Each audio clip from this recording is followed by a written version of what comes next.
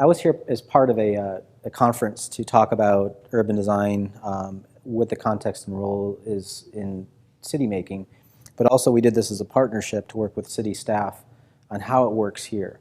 Our firm specializes in doing this all across North America. This is the first Canadian city that we'd ever done this analysis, so it was kind of fun for us to do that. So with it was trying to find a way to measure the city, and it's looking at measurements and how we look at how cities operate. What's your role in this as citizens in the city? What does it mean to you? So the city is essentially a finite boundary of land, and more so for you all. You have a growth boundary. You have only so much land to use, and it's got to function in a very economic term, or a way that the costs are managed by its revenue. What does it mean here? How does it operate in Canada and in Guelph? So the first thing that was obvious to us was how complex your tax code is, which is good and bad. It's good because it gives you more dials. This is the way that we look at your tax code, and then this is North Carolina.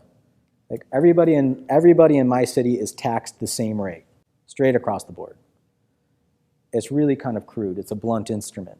It gives us a lot less flexibility. So for the complexity that you have in your system, it actually gives you more tools to work with. Does that all make sense? You're at about 122,000 people. Your metropolitan area is 140,000, so a lot more people are in your city than out at the edges. We're the direct opposite. We've got 83,000 people in our city, but once you add in all the peripheral towns that feed off us, we're at 417,000 people. Our downtown's about 145 hectares. Yours is half the size, yet you have double the value that we've got. So you have a very potent physical downtown that's producing a lot of revenue. So you see a lot of tax production out here in purples and reds, some down here, and then here's downtown in here coming in green. But this isn't a fair way to look at your city. This is, again, the miles per tank. It doesn't account for the land. This is just looking at the total tax bill.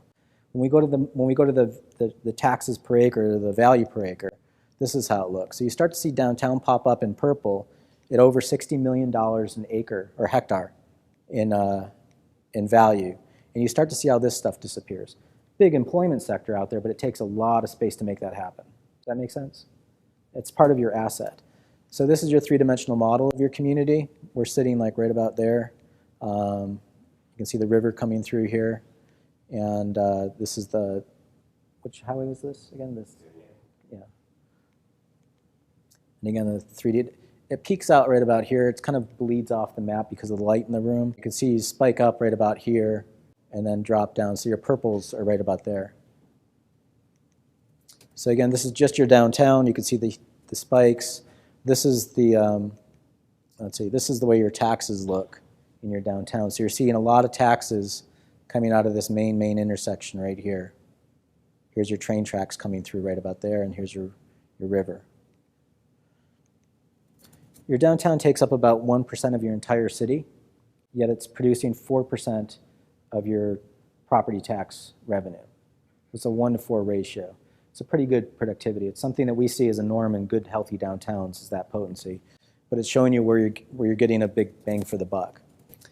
23% of your downtown is non-taxable. So even though this is the garden that produces the most revenue on a potency level, you do have non-taxable land in your city buildings and public buildings like that. This is actually pretty good.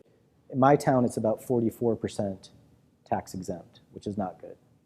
We've got our city and county have a bunch of surface parking lots all over the place, which is not wise.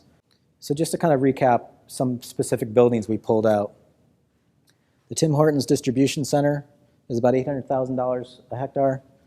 This TRS on Woodlawn is about $2 million per hectare.